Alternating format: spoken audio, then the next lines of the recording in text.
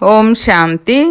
October 3వ తారీఖు 2024 ఉదయం మురళి. ఓం శాంతి.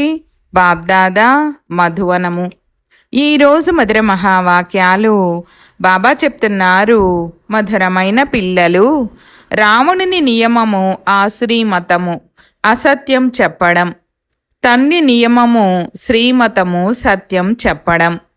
ప్రశ్న: ఏ విషయాలు ఆలోచిస్తూ పిల్లలు ఆశ్చర్యపడాలి? జవాబు: ఈ అనంతమైన అద్భుతమైన నాటకం గురించి ఒక్కొక్క సెకండు ఏ పాత్ర జరిగిపోయిందో అది మళ్ళీ ఉన్నదున్నట్లు పునరావృతమవుతుంది. ఎంత అద్భుతం! ఒకరి రూపురేఖలు మరొకరితో కలవవు. 2. అనంతమైన తండ్రి వచ్చి ఈ విశ్వమంతటికి ఎలా సద్గతినిస్తున్నారో, చదివిస్తున్నారో ఇది కూడా అద్భుతమైనది. ఓం శాంతి. ఆత్మిక తండ్రి అయిన శివుడు కూర్చొని తన ఆత్మిక పిల్లలకు శాలిగ్రామాలకు అర్థం చేయిస్తున్నారు. ఏం అర్థం చేయిస్తున్నారు? సృష్టి ఆది మధ్యాంతాల రహస్యాన్ని అర్థం చేయిస్తారు. ఇలా అర్థం చేయించేవారు ఆ తండ్రి ఒక్కరు మాత్రమే. మిగిలిన ఆత్మలు లేక శాలిగ్రామాలందరి శరీరాలకు పేర్లు ఉన్నాయి. పోతే సొంత శరీరమే లేని వారు పరమాత్మ ఒక్కరే. ఆ పరమాత్మ పేరు శివుడు. వారినే పతిత పావన పరమాత్మ అని అంటారు. వారే పిల్లలైన మీకు ఈ మొత్తం విశ్వం ఆది మధ్యాంతాల రహస్యాన్ని అర్థం చేయిస్తూ ఉన్నారు. పాత్రను అభినయించేందుకు అందరూ ఇక్కడకు వస్తారు. విష్ణువుకు 2 రూపాలని కూడా అర్థం చేయించారు.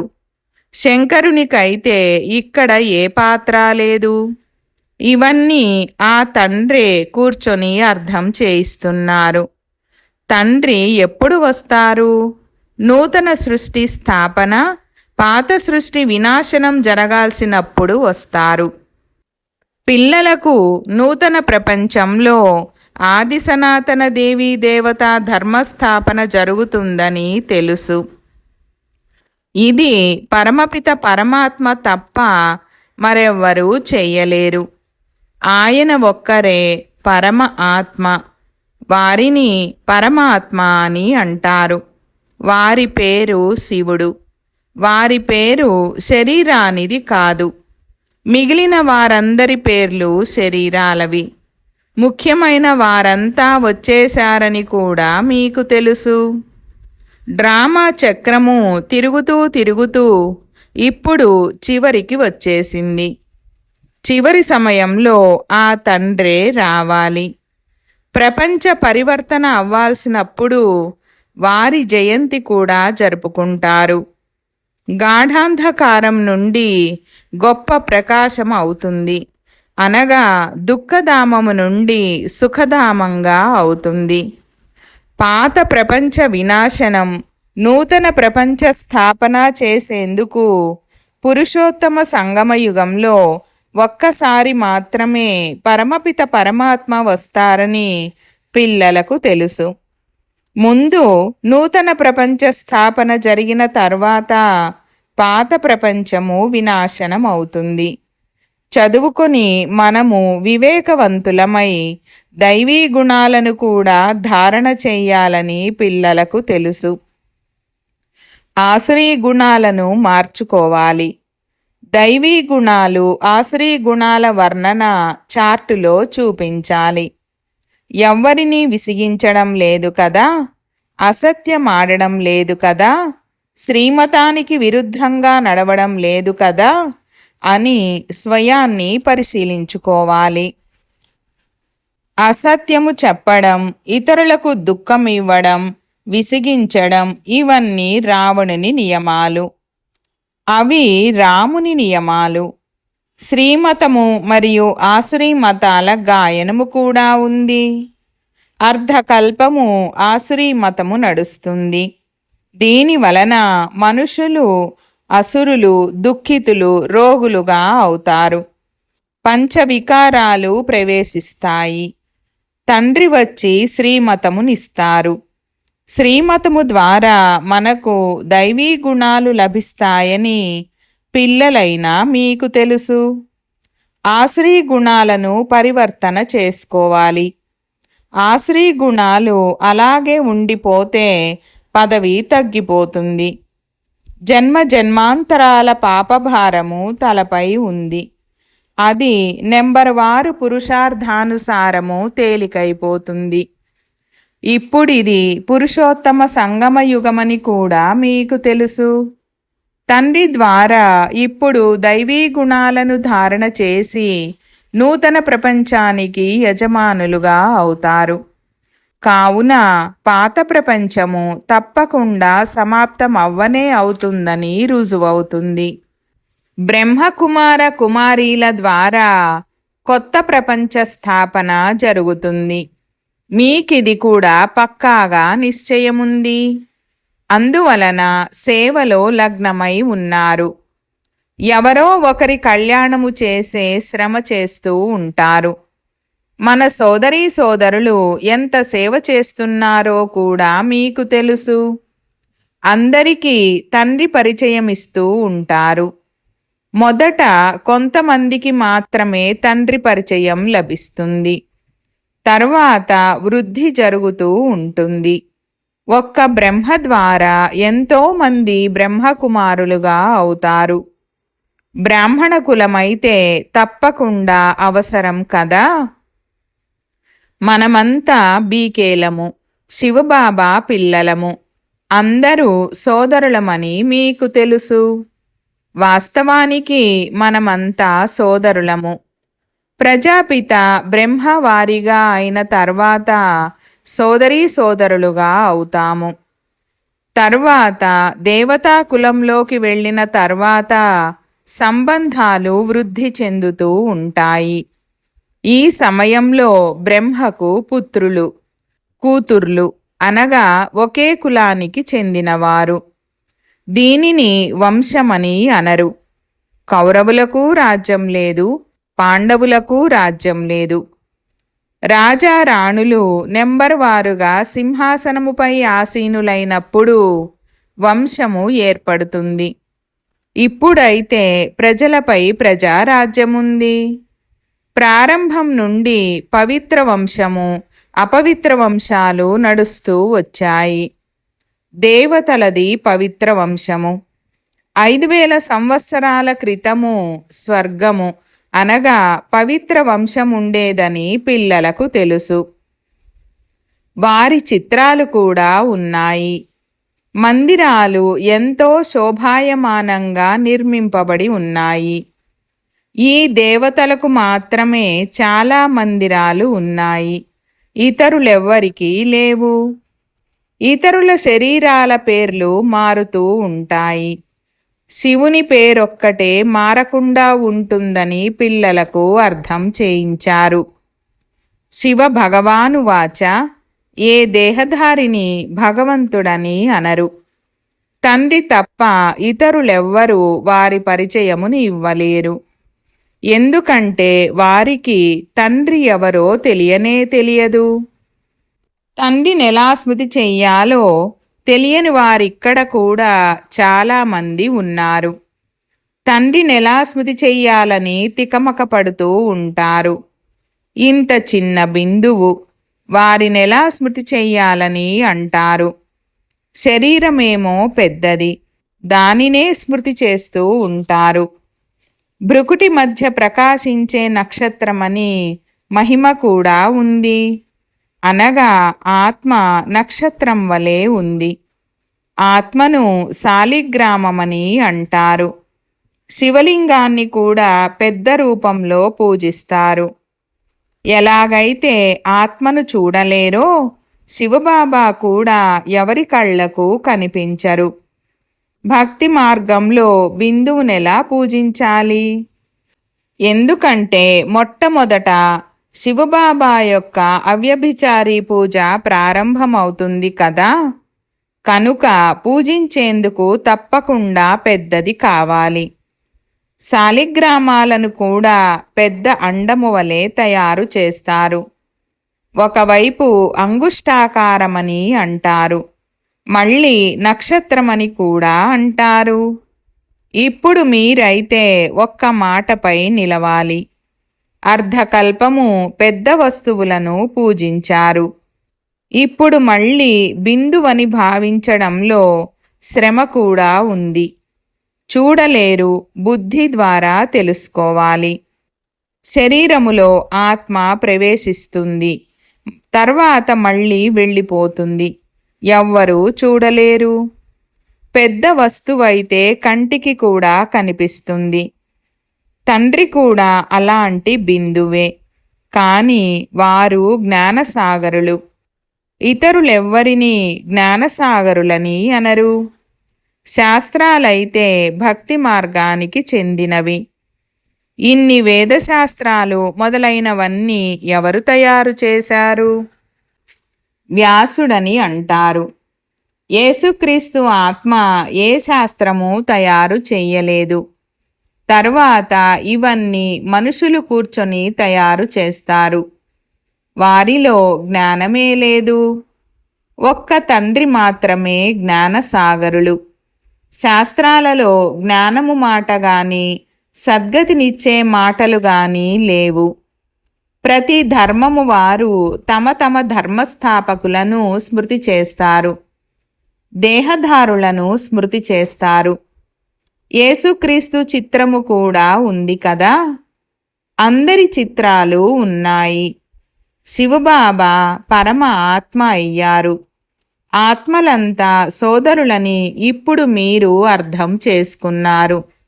సోదరులలో జ్ఞానముండదు. వారు జ్ఞానమిచ్చి ఇతరులకు సద్గతినివ్వలేరు. సద్గతినిచ్చువారు ఒక్క తండ్రి మాత్రమే.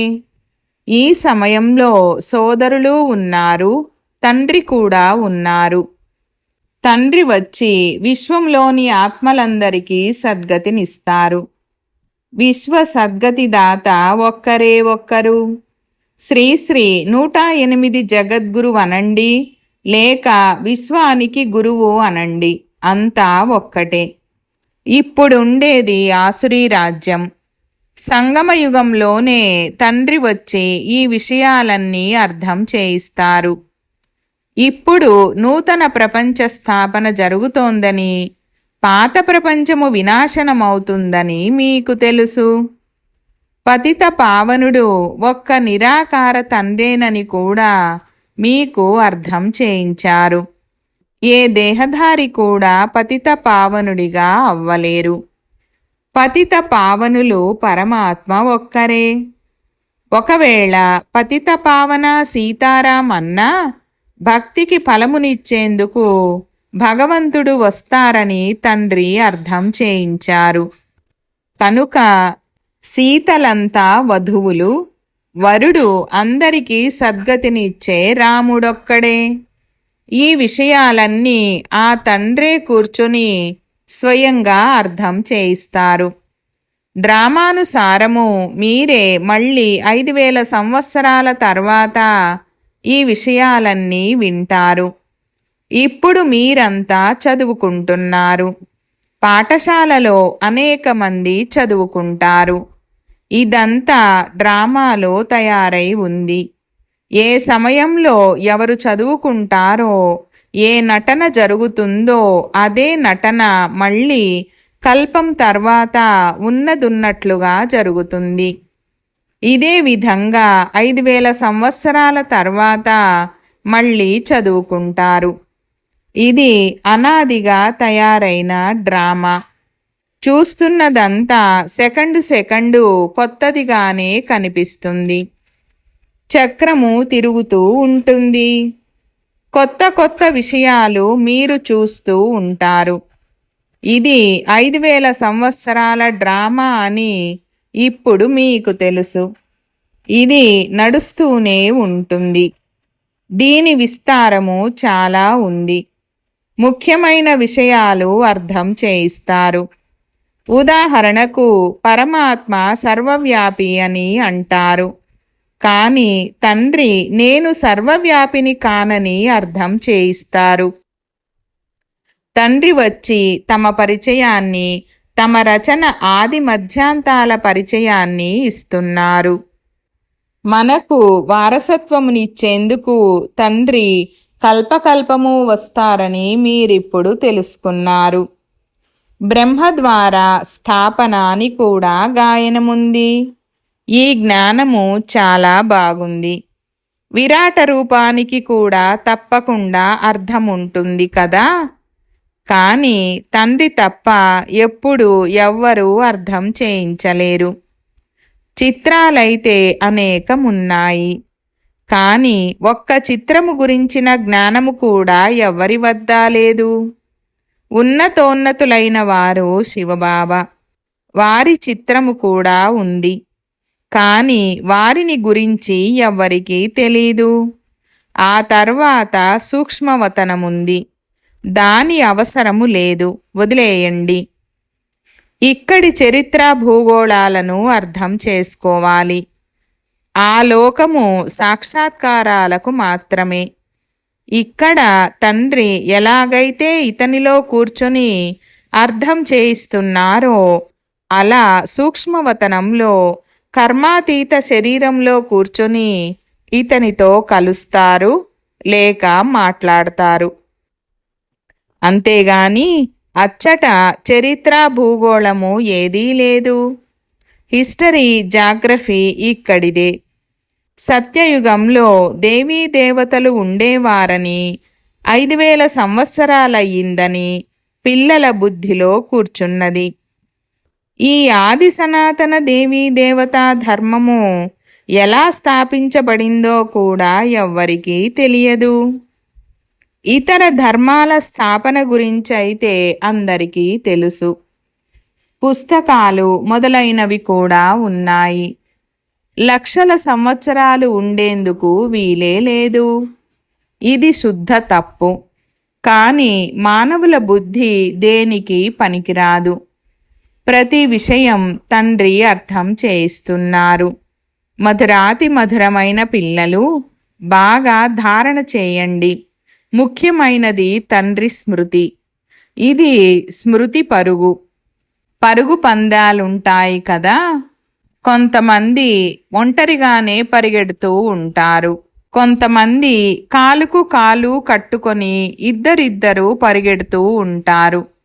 ఇక్కడున్న జంటలు కలిసి పరిగెత్తడం అభ్యాసం చేస్తున్నారు. సత్యయుగంలో కూడా ఇదే విధంగా కలిసి జంటగా ఉండాలని అనుకుంటారు. భలే నామరూపాలైతే మారవచ్చు, అదే శరీరము లభించదు. శరీరాలైతే మారిపోతూ ఉంటాయి. ఆత్మ ఒక శరీరాన్ని వదిలి మరొక శరీరము తీసుకుంటుందని భావిస్తారు. రూపురేఖలైతే వేరుగా ఉంటాయి. కానీ పిల్లలకు ఆశ్చర్యం కలగాలి. ఏ ముఖాలు, ఏ కర్తవ్యాలు, ఏ నటనలు సెకండు జరిగిపోయాయో అవే మళ్ళీ 5000 సంవత్సరాల తర్వాత రిపీట్ అవుతాయి. ఇది ఎంతో అద్భుతమైన నాటకం. ఇతరులెవ్వరూ అర్థం చేయించలేరు. మనమంతా పురుషార్థము చేస్తామని మీకు తెలుసు. నెంబరు వారుగానే అవుతారు. అందరూ కృష్ణులుగా అవ్వలేరు. రూపురేఖలు వేరువేరుగా ఉంటాయి. ఇది ఎంతో అద్భుతమైన నాటకం. ఒకరి ముఖవైఖరి మరొకరితో కలవదు. జరిగిందే మళ్ళీ ఉన్నదున్నట్లు రిపీట్ అవుతుంది. ఇవన్నీ ఆలోచిస్తూ ఆశ్చర్యపడాల్సి ఉంటుంది. అనంతమైన తండ్రే వచ్చి చదివిస్తున్నారు. జన్మ జన్మాంతరాలుగా అయితే భక్తి మార్గంలోని శాస్త్రాలు మొదలైనవన్నీ చదువుతూ వచ్చారు. సాధువులు మొదలైన వారి కథలు కూడా వింటూ వచ్చారు. ఇప్పుడు తండ్రి చెప్తున్నారు, భక్తి సమయము పూర్తయింది. ఇప్పుడు భక్తులకు భగవంతుని ద్వారా ఫలము లభిస్తుంది. భగవంతుడు ఏ రూపంలో ఎప్పుడు వస్తారో తెలీదు. శాస్త్రాలు చదివితే భగవంతుడు లభిస్తారని అప్పుడప్పుడు అంటారు. ఒక్కొక్కసారి ఇక్కడకు వస్తారని అంటారు. శాస్త్రాలు చదివినందున భగవంతుడు లభించినట్లయితే ఇక భగవంతుడు వచ్చి ఏం చేస్తారు? అర్ధకల్పము మీరు ఈ శాస్త్రాలను చదువుతూ తమో ప్రధానంగానే అవుతూ వచ్చారు. అందుకే పిల్లలకు సృష్టి చక్రము గురించి కూడా అర్థం చేయిస్తూ ఉంటారు. దైవీ నడవడిక కూడా అవసరమే. ఎవ్వరికి దుఃఖం ఇవ్వరాదు. అలాగని ఎవరైనా విషం అడిగితే అది ఇవ్వకుంటే వారికి దుఃఖం ఇచ్చినట్లు భావించరాదు. తండ్రి అలా చెప్పడం లేదు. కొంతమంది బుద్ధిహీనులు ఎవ్వరికీ దుఃఖం ఇవ్వరాదని బాబా చెప్పారు కదా, అందువలన వారు విషం అడిగితే వారికి ఇవ్వాల్సిందే, ఇవ్వకుంటే వారికి దుఃఖం ఇచ్చినట్లు కదా అని అంటారు. ఇలా అనుకునే మూఢమతులు కూడా ఉన్నారు. తండ్రి ప్రతిరోజు పవిత్రంగా తప్పకుండా అవ్వాలని చెప్తున్నారు. ఆసురీ నడవడిక, దైవీ నడవడిక గురించి కూడా తెలుసుకోవాలి. మనుషులకు ఇది కూడా తెలీదు. వారు ఆత్మ నిర్లేపమని ఏమైనా చేయండి, ఏమైనా తినండి, తాగండి, వికారాలకు వశమవ్వండి, ఏమీ పర్వాలేదని అంటారు. ఈ విధంగా నేర్పేవారు కూడా ఉన్నారు. ఎంతో మందిని పట్టుకొని తీసుకొస్తారు. బయట కూడా చాలా మంచి వైష్ణవులు ఉంటారు. వారు చీచీ వస్తువులు భుజించరు. కానీ తక్కువ మంది ఉంటారు. మీరు కూడా మైనారిటీ వారే. ఈ సమయంలో మీరు చాలా తక్కువ మందే ఉన్నారు. నెమ్మదిగా వృద్ధి చెందుతూ ఉంటారు. పిల్లలకు ఇదే శిక్షణ లభిస్తుంది. దైవీ గుణాలను ధారణ చేయండి. చీచీ వస్తువులు ఎవరి చేతితోనూ తయారైనవి తినరాదు. మంచిది. मीठे मीठे सिकीलधे बच्चों प्रति मात पिता बाप दादा का याद प्यार और गुड मॉर्निंग। रूहानी बाप की रूहानी बच्चों को नमस्ते। हम रूहानी बच्चों की रूहानी बाप दादा को याद प्यार, गुड मॉर्निंग और నమస్తే నమస్తే బాబా నమస్తే. ధారణ కొరకు ముఖ్య సారము. 1వ పాయింట్, మీ చార్టులో చూసుకోవాలి. 1, శ్రీమతానికి విరుద్ధంగా నడవడం లేదు కదా. 2, అసత్యం చెప్పడం లేదు కదా. 3, ఎవ్వరినీ విసిగించడం లేదు కదా. దైవీ గుణాలను ధారణ చేశానా? 2వ పాయింట్, చదువుతో పాటు దైవీ నడవడికలను ధారణ చెయ్యాలి. పవిత్రంగా అయ్యే తీరాలి. చీచీ వస్తువులేవి భుజించరాదు. పూర్తి వైష్ణవులుగా అవ్వాలి. పరుగు తీయాలి. వరదానము: తండ్రి శ్రీమతమును అనుసరించి బుద్ధిని ఖాళీగా ఉంచుకొని వ్యర్థము లేక వికారీ స్వప్నాల నుండి కూడా ముక్తభవ. వివరణ: తండ్రి ఆజ్ఞ ఏమంటే నిద్రించే సమయంలో సదా మీ బుద్ధిని నిర్మలంగా స్పష్టంగా చేసుకోండి. మంచిగాని చెడుగాని అంతా తండ్రికి అప్పగించి మీ బుద్ధిని ఖాళీ చేసుకోండి. తండ్రికి ఇచ్చేసి తండ్రి జతలో నిద్రపోండి. ఒంటరిగా నిద్రించకండి. ఒంటరిగా నిద్రించినా లేక వ్యర్థ విషయాలను వర్ణన చేస్తూ నిద్రించినా వ్యర్థము లేక వికారీ స్వప్నాలు వస్తాయి. ఇది కూడా నిర్లక్ష్యమే. ఈ నిర్లక్ష్యాన్ని వదిలి ఆజ్ఞానుసారము నడిస్తే వ్యర్థము లేక వికారీ స్వప్నాల నుండి ముక్తమైపోతారు. స్లోగన్: భాగ్యశాలి ఆత్మలే సత్యమైన సేవ ద్వారా సర్వుల ఆశీర్వాదాలను ప్రాప్తి చేసుకుంటారు. ఓం శాంతి.